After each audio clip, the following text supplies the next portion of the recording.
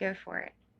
All right, my wife Missy has posted these things on YouTube, and she wanted me to tell my story, which I think she's already mentioned some of this stuff because I'm the one videotaping most of the time. We lived in a house, and she called it the Amityville house, and I called it the House of Hell.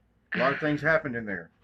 Uh, During that time period, she and I were doing drugs, which is very, very bad. We don't do it anymore.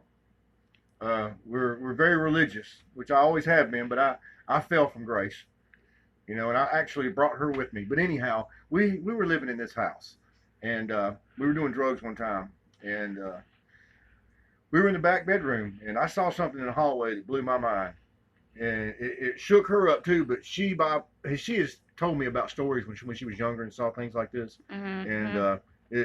it affected me a lot worse than it did her. Well, she kind of shielded me with her arm, and she said, "What do you want?" And they disappeared. A lot of things like that happened in this house. Weird, odd things. Uh, Figures going down the hallway at night. My arm lifting up in the middle of the night. I'm dead asleep, and my arm's lifting up, trying to go over the top of my head. Sitting up on the side of the bed. She'd wake me up and want to know what I'm doing, and I didn't know what I was doing. Uh, uh, Tell me about the knocks. Voices outside the window, crying outside the windows.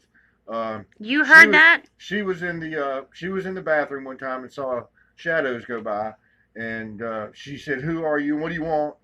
And they said, "Demon." The worst part about it was our Wait little a minute. daughter. Our daughter was there, and Yeah. she was small, a lot smaller then. This was 2 years ago. She's 4 now, so she was around 2 years old. Uh, she was asleep on the couch, and Missy was in the kitchen, which is right around the corner. And she went in there to check on her. She'd been in there asleep for a little while, and Brandon was up, wide-eyed, weird acting, freaking out, running around the couch. Would not calm down for at least 10 minutes. Something scared her terribly. Don't know what it was. Didn't hear anything. Didn't see anything. Uh, Another incident with Brandon was she was in her pack and play, taking a nap, and somehow or another her door shut and locked, And and her going into her nobody was bedroom, there and in the there was nobody house. there to shut the door, and except for Missy, and she was doing something else.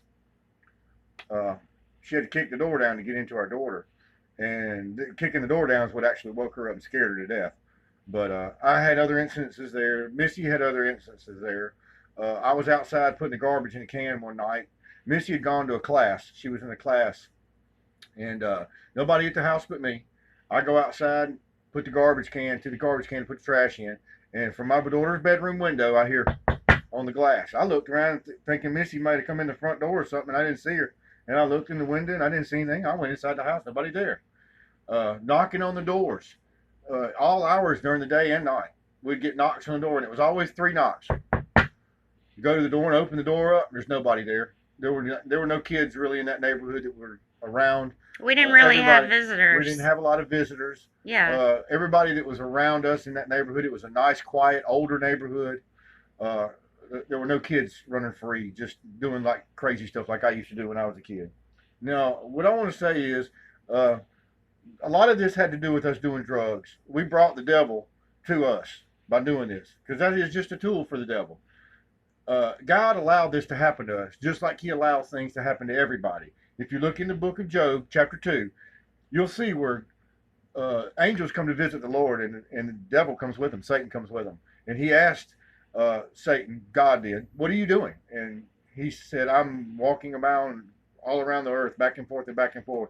He's looking for souls. And the Lord asked him, he said, "Well, have you considered my servant Job?" And from there, if you've ever read Job, you know what happens. Job was a very wealthy man, had it all going for him, was a servant of God, loved a godly man, loved God, gave all the blessings to God. And He took it away from him in a blink of an eye. He went from everything to nothing. And he still kept his faith in God, no matter what the devil threw at him, because the Lord let it happen. He let him do that to him. But no matter what happened, Job kept his faith. And at the end, the devil couldn't win. He's never going to win. The Lord let Job have all of his wealth back. He lived to be a very, very old man and was very happy. Got remarried and had children. Uh, this is kind of a testimony of how we are doing now. We went through a lot of stuff, and we're getting our lives back together, trying to. It's been a tough battle. I dug us in a hole so deep. But we're This- drug free. We're drug free, yeah. We haven't done drugs in a long time. And that really helps your thinking. It clears your mind. And it also allows the devil not to get into your head and not to tempt you in that manner. Now, we go through a lot of Confused. trials and tribulations because of our faith in God. The devil is steadily trying to mess with us. But anyhow, I wanted to tell you that, and she wanted me to tell you our story. And I thank you for listening. My name's Bill. Bye.